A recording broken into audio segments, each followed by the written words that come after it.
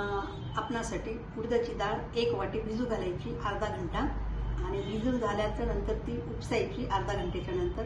त्याच्यामध्ये 4 हिरव्या मिरच्या आणि 4 लसणाच्या पाकळ्या आणि थोडेसे जिरे आणि थोडंसं मीठ हे टाकून मिक्सरच्या या पातेल्यामध्ये ही डाळ वगैरे टाकायचं आणि हिचं पेस्ट वगैरे करायचं.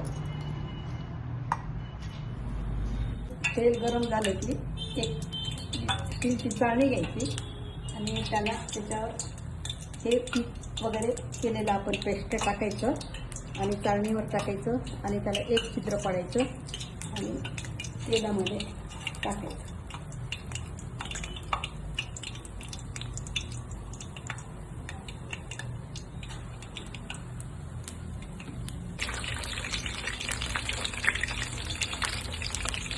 मेंदू वड्याची चटणी अर्धी वाटी शेंगदाणे भाजून घ्यायचे, त्याच्यात 5 लसणाच्या पाकळ्या टाकायच्या आणि 2-3 कढीपत्त्याचे पाने टाकायचे आणि थोडीशी कोथिंबीर टाकायची आणि जिरे टाकायचे आणि थोडंसं मीठ वगैरे टाकायचं आणि ते संपूर्ण मिक्सरच्या पातेल्यामध्ये टाकायचं आणि थोडंसं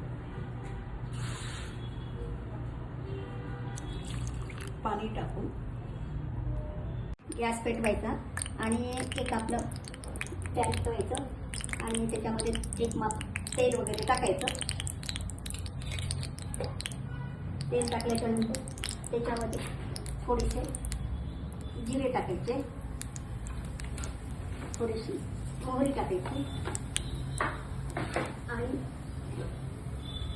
1-2 हिरव्या मिरचीचे छोटे छोटे तुकडे टाकायचे आणि 4-5 कढीपत्त्याची पानं टाकायचे आणि कट केलेली कोथिंबीर वगैरे टाकायची.